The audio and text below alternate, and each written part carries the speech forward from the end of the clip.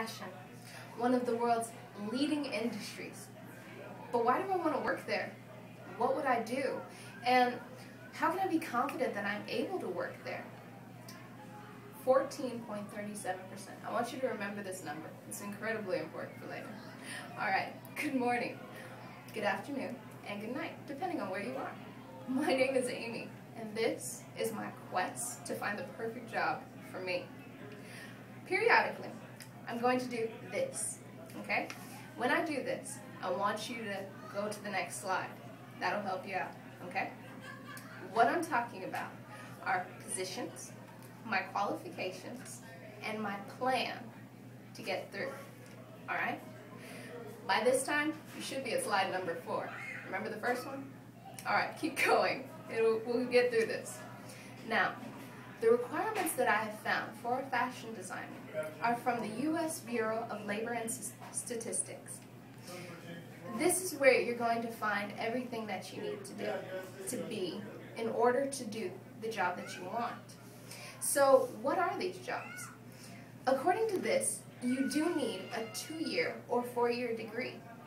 What do these courses include? Basic coursework includes color, textiles, sewing and tailoring, pattern making, fashion history, computer-aided design, or CAD if you want it, textiles, of course, and very important, and design of different types of coloring, such as menswear, footwear. Strangely enough, what's also important is coursework in anatomy, mathematics, and psychology are also useful. Who knew? This is fashion design. So, the Princeton Review stated candidates should have a working knowledge of business and marketing. I'll explain that later. But right now, we're going to focus on skills. CAD knowledge, good communicator, sketching ability, sewing, even a good traveler, being original. These things are incredibly important. Also something that you're going to need to be able to do, flexible work schedule. Gotta be that, because you don't know when you're going to be doing something. You could be 2 a.m. working at a project that you have to turn in by 10 the next day, or anything. Excellent portfolio is key. And then we have something interesting, OJT, on-the-job training. Remember that, okay? So, working knowledge and business marketing. Remember I brought that up? Okay, now we're going to switch up. Since we have working knowledge of business marketing, that's an entrepreneur, right? Well, that has some few qualifications too.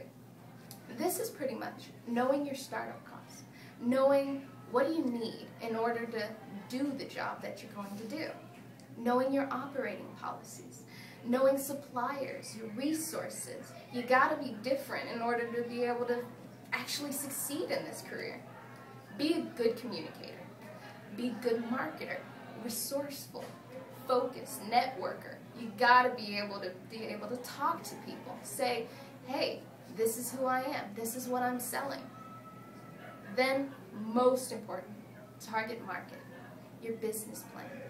These things are requirements. These aren't just things that, oh, I kind of want to have. No, these are requirements. Who are you selling to? Who am I selling to? That's what I'm finding out. I need to know where I want my business to go and how I plan on getting my business there. So, do I measure up? Let me show you this in transition. Have you figured out what I want to be? I want to own my own company. Yes, I know. Everybody wants to own their own company or their own line someday. But I've figured this out. Based on my qualifications, I may actually be prepared for this, but let me show you. I have an Associate of Arts degree in fashion design, where I learned pattern making, sewing, technical drawing, communications. We've all been there, we know. And that's all that they say that we need from the U.S. Census. This is the government telling me that I already have all the qualifications I need. And then, of course, I need business, which is exactly what we're doing right now.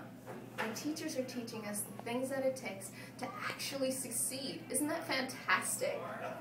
So, I have CAD, Microsoft Suite, Conversational French. Parlez-vous français? Bonjour. C'est moi. I know sewing, pattern making.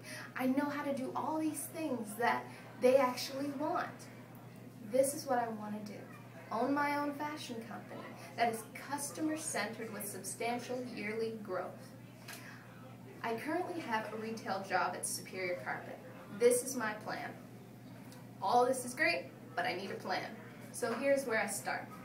I have immediate, where I'm working at Superior Carpet getting business training, continuing to pursue my bachelor's degree in business. And now I've actually applied for an internship at Lane Bryant, one of the really great stores that I love. Then, after I work there, if I get it, hopefully, I'll work at New York & Company where I'll get buyer's skills. This is important in retail. So, how does it look? You see my qualifications there on the screen. All these things add up actually to someone who is learning and in the process of being exactly who they want to be. Qualified, with a plan, and building materials. So, in conclusion, we're at the end. 13.47%, you remember? Now I'm going to read a specific number. 3,312,563,545. What does this mean? These are people in the U.S. If you multiply 13.47% by this number, you're going to get the amount of people that spend in the U.S. industry of fashion. It's a lot of money. But I'm not in it for this. This shows me that I can do it. But I'm in it for the cancer survivors who say, I can be beautiful now. I'm in it for the people who stand up and say, this is who I am now. And they do it through clothing. This is who we become. Thank you for journeying with me in this quest for finding the perfect me. Good morning, good afternoon, and good night.